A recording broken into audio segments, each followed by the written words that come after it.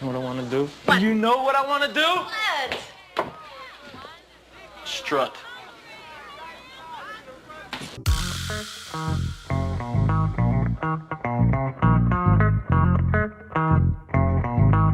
Coronavirus!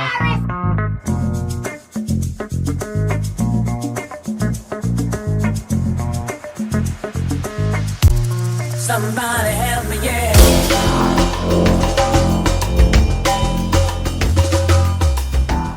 What's up, everybody? Welcome back. I hope you're all keeping as safe as young Tony Monero, wearing your mask and practicing social distancing when you're outside. Me, I'm home. I don't need the mask, but I am keeping 6 feet from you guys. I got my trusty measuring stick here. I'm making sure that I'm not too close, so that way none of my spit gets up on you. Actually, this isn't a measuring stick. This is the new strut brace that I got from N54 Tuner. It's Cusco brand, big racing performance company out of Japan. They've been around for a long time. I'm really excited to finally have it. I can't wait to install it on the car and see what kind of differences I feel. So come on, let's do that now. Okay, we're in the garage. We got our tools set up. We got some lighting also so you guys can see better. Before I get started, I gotta drop the disclaimer right now. I'm not an engineer, and I am no expert in the laws of physics. All I know about physics is that textbook was heavy to carry in school. So what I'm going to talk about as far as what applies with the strut brace is what I've read in blogs or seen in vlogs, So I'm an amateur. I'm just going to tell you what I've read and what I understand about it, and hopefully I'll feel the difference once it's installed and once we're driving. But before we do that also, I got to change my t-shirt because I don't want to get it dirty. Which brings me to today's t-shirt is brought to you by CityLocs. CityLocs makes an outstanding quality product for all of your company branding. They're out of California. If you guys need, hold on a second. They don't sponsor me yet. All right, let me change my t-shirt, turn the camera around, and get to this install. In the engine bay of my 2009 BMW 335i convertible, the brace, or the strut bar as some call it, will sit right about there. It gets attached to the strut towers on either side with the 3 bolts that are already in there.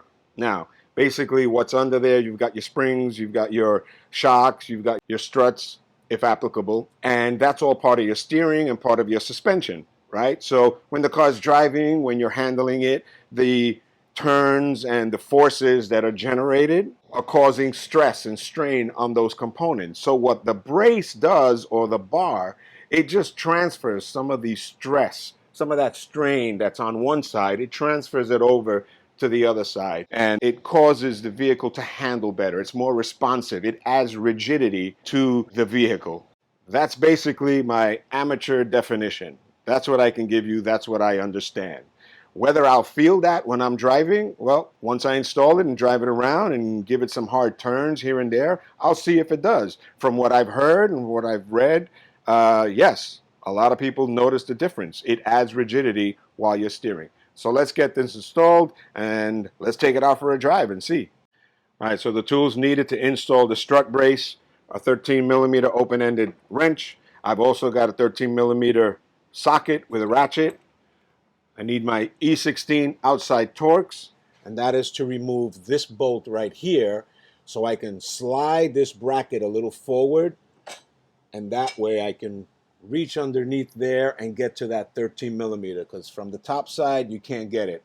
And this side you have more clearance than you do on the passenger side. There are a few more elements, so either one has to be removed and slide out that brace so I can get underneath there to remove it. And then I've got to attach this end here from the actual strut brace.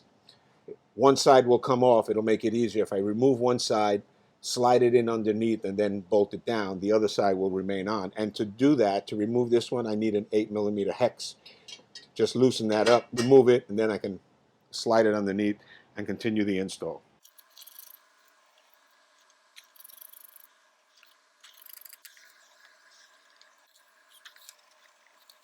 All right, so I've got the end removed from the brace, and this is the part that I'm just going to slide it underneath there and bolt it down.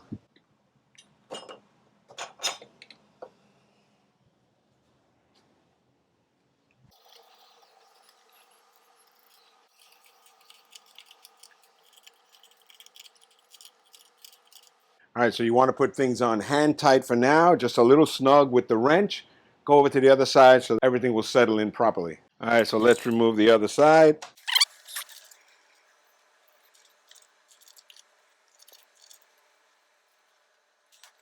All right, so I have that end of the brace attached over there. All I did was just loosen this one here so I can have some play.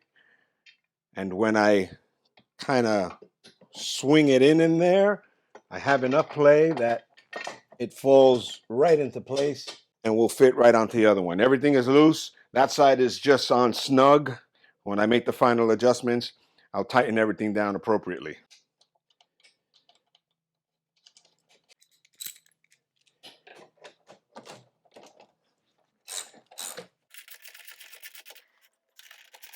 Okay, so that's just snug. I'm going to put the other end of the brace onto its bracket.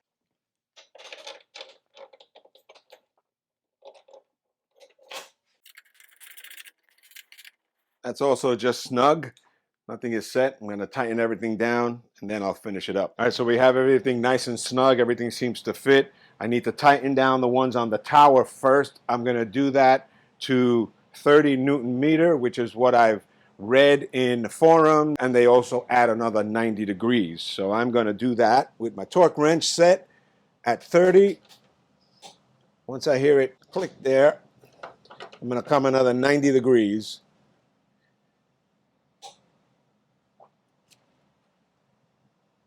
Right about there. I'm going to do the same with this, 30 and 90 all around. All right, so we got all 6 13 millimeters torqued down properly. Now we're just going to tighten up the bracket to the bar itself. Make sure it's nice and tight.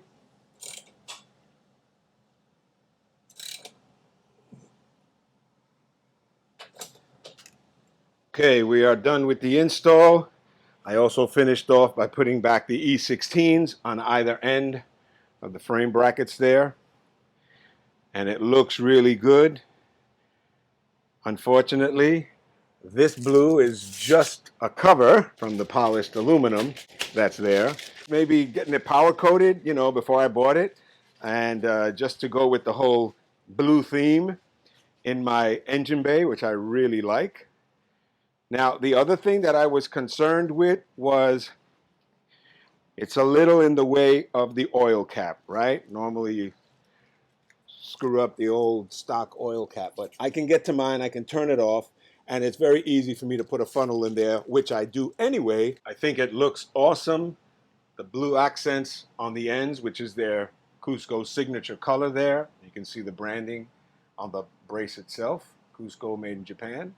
It goes and complements really well with all the other blue accents I have going on in my engine bay. Camera always adds some time to it, but without having to record it, this is really, really quick.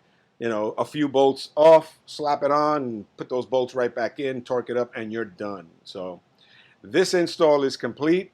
I'm gonna jump in really quick, take it around for a spin, and see how it handles, and if I can notice the difference, and then we'll call this one complete.